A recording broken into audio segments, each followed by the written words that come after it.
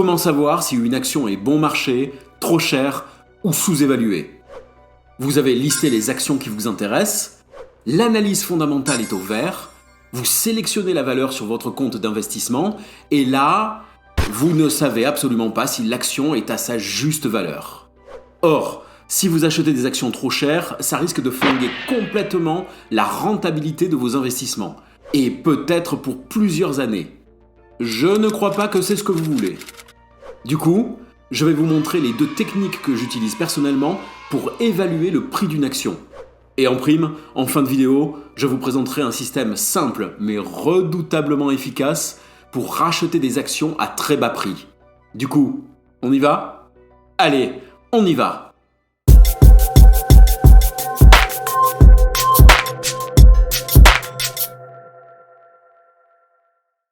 Savoir quand acheter ou quand vendre est une interrogation fondamentale que tout investisseur se pose à un moment ou à un autre. Vous vous la posez, je me la pose, le cube se la pose, bref, tout le monde se la pose.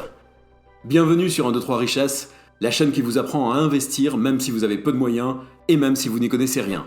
Je suis La Voix et avec mon acolyte le cube. Bonjour tout le monde, vous avez l'air en pleine forme, même si techniquement je ne vous vois pas. Nous allons donc aborder la question du prix et de la valeur des titres financiers que vous voulez acheter. Alors, soyons clairs d'entrée, vous n'achèterez jamais au meilleur prix du marché. L'objectif est donc d'évaluer le meilleur prix pour vous. Oui, parce que la plupart du temps, les titres boursiers sont vendus à des prix plus élevés que leur valeur réelle. L'objectif de l'investisseur est donc d'acheter ces actions à bas prix pour ensuite pouvoir les revendre au plus haut. Et c'est beaucoup plus simple à faire lorsqu'on connaît la vraie valeur de la société titrée. D'ailleurs, La Voix, prix et valeur, il y a une différence ou pas? Eh bien, selon Warren Buffett, le prix c'est ce que vous payez, la valeur est ce que vous obtiendrez. Mais bon, même si les deux sont liés, la valeur va dépendre de l'utilité ou de la rareté de quelque chose. Elle est donc relative.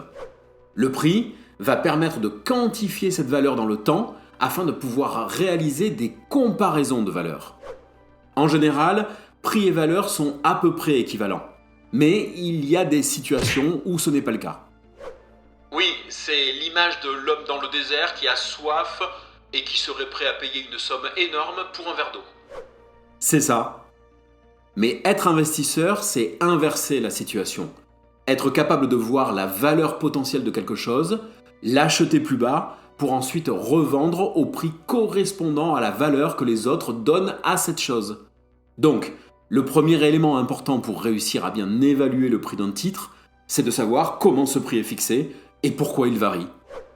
Ah, avant de passer à la suite, si vous ne l'avez pas déjà fait, profitez-en pour vous abonner et ainsi suivre chaque semaine les épisodes de la chaîne. Merci. Donc, d'un côté, il y a le prix, de l'autre, il y a la valeur. Quel que soit le type de produit, tous les instruments financiers cotés ont un prix mais également une valeur.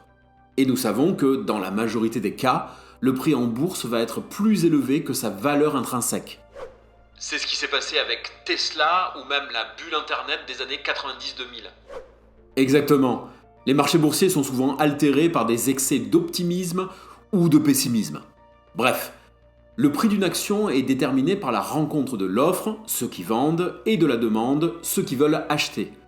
Le prix le plus élevé qu'un acheteur est prêt à payer pour une action est appelé le cours acheteur, bid en anglais.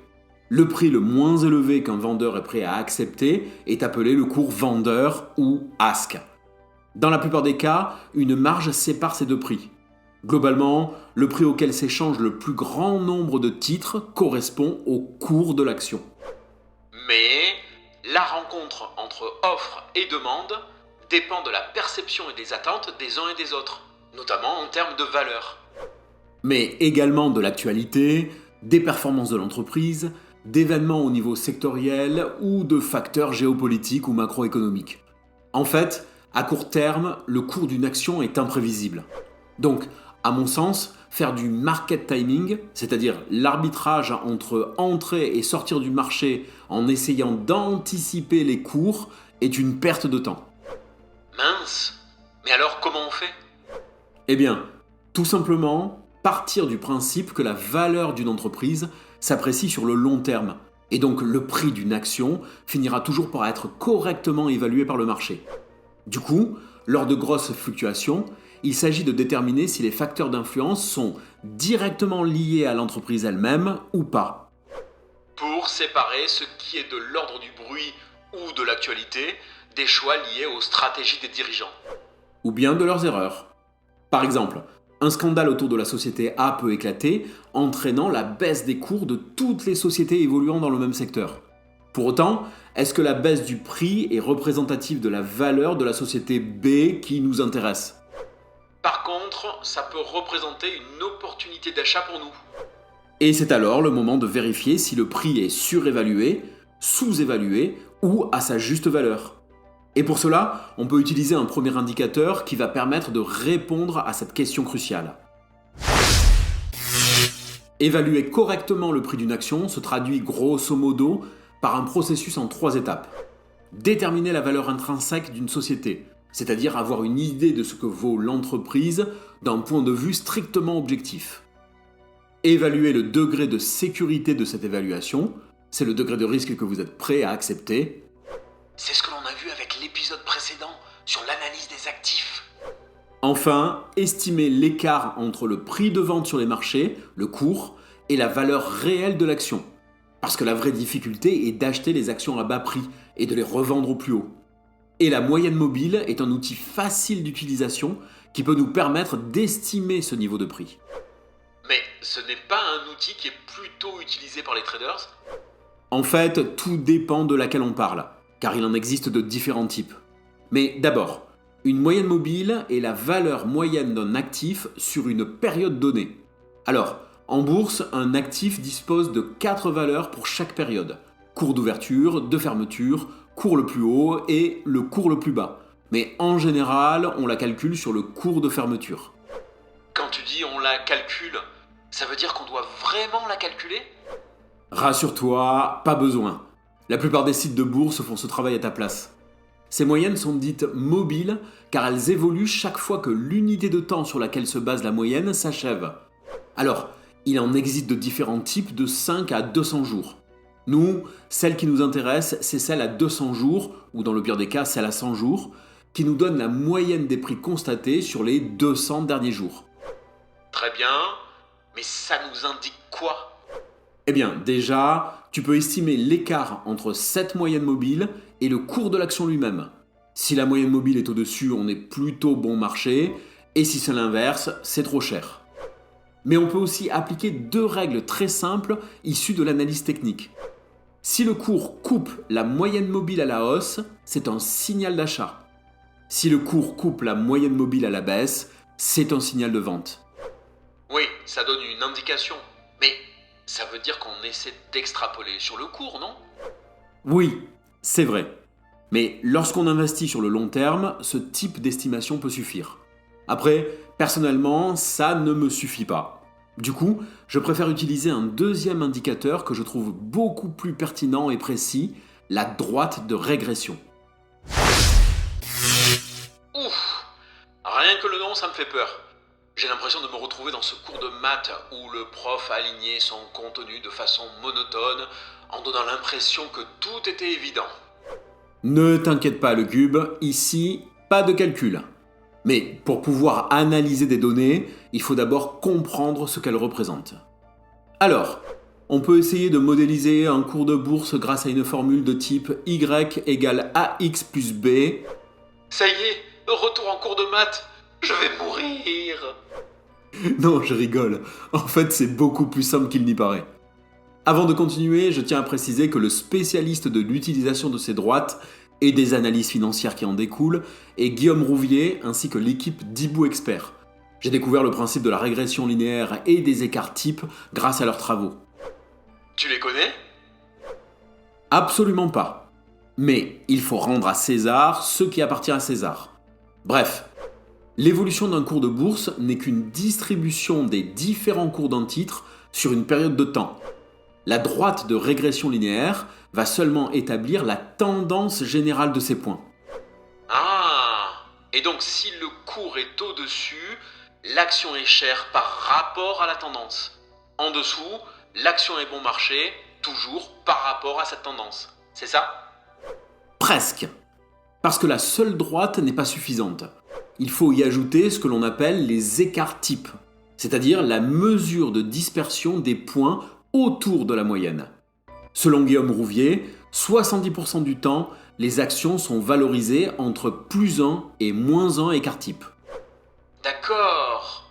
Donc, tant que le cours navigue dans cette zone, on peut considérer que l'action est dans la moyenne de son prix.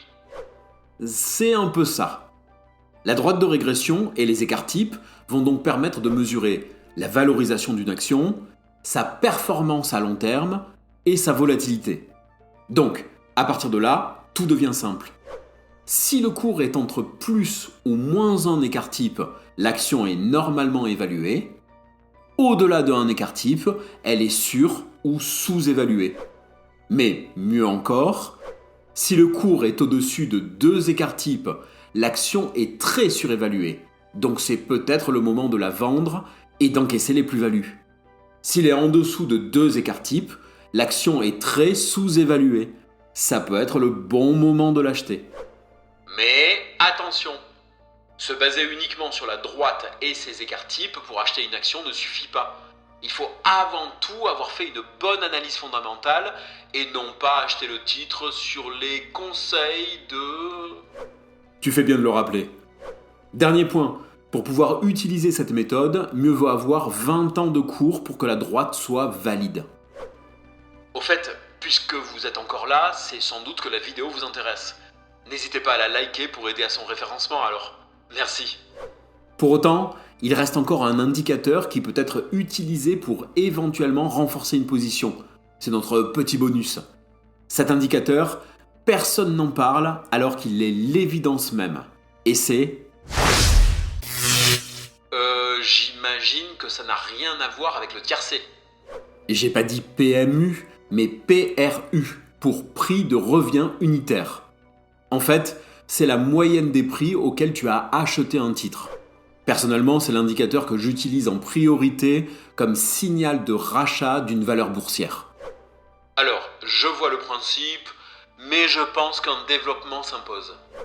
Déjà, la technique du PRU a 2 prérequis. D'abord, comme les autres techniques, elle dépend de l'analyse fondamentale faite en amont. Il faut donc être sûr des titres sur lesquels on investit. Ensuite, il faut déjà posséder au moins une unité de la valeur en question, sinon il n'y a pas de PRU. Oui, c'est logique. En plus, si j'ai bien compris, elle ne fonctionne que pour l'achat, pas pour la vente. Tout à fait. La technique part du constat que pour savoir si un titre est bon marché ou pas, il faut déjà qu'il le soit par rapport au prix auquel on l'a déjà payé. Donc, dès que le cours passe en dessous du PRU, c'est un premier signal pour me réintéresser au titre. Oui, mais ça veut dire qu'à ce moment-là, la ligne est dans le rouge. Tout à fait. Donc, à partir de là, j'essaie de comprendre la raison de la chute du cours. Si la cause de la baisse est extérieure à la société émettrice de l'action, par exemple une décision politique non favorable à un secteur, c'est un signal positif pour moi.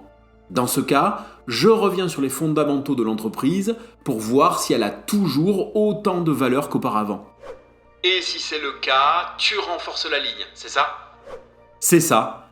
Du coup, je rachète à plus bas prix, j'augmente ma rentabilité et je renforce la résistance globale de mon portefeuille. Par contre, cette stratégie demande d'avoir les nerfs solides, car j'achète au moment où tout le monde vend. En période de crise majeure, ça veut dire que j'accumule les moins-values potentielles sur mes portefeuilles. Et ça, c'est un peu flippant quand même.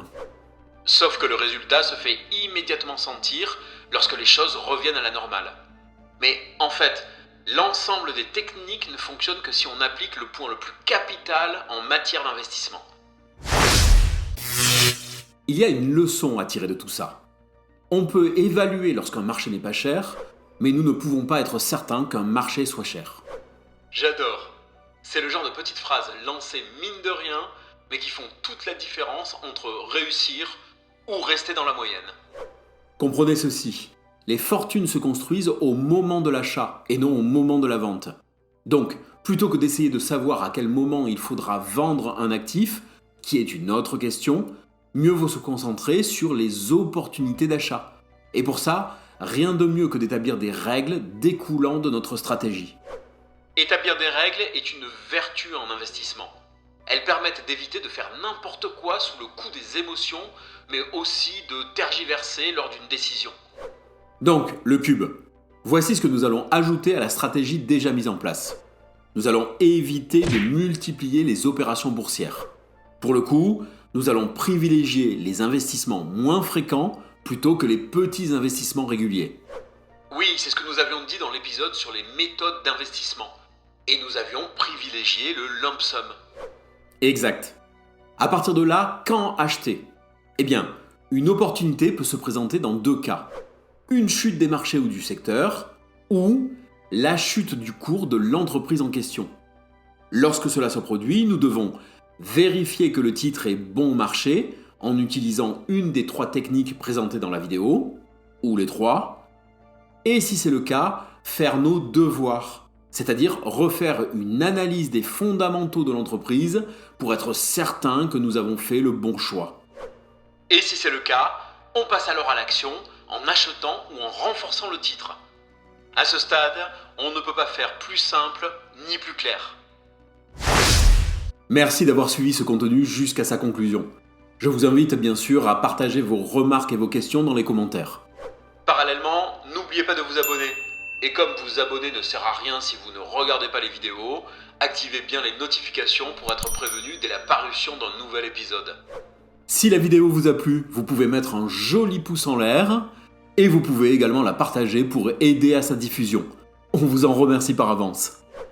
Et si vous voulez continuer votre parcours dans l'univers de l'investissement, eh bien on peut se dire à de suite dans l'une des vidéos qui va s'afficher à l'écran. On dit ça ? Allez, on dit ça.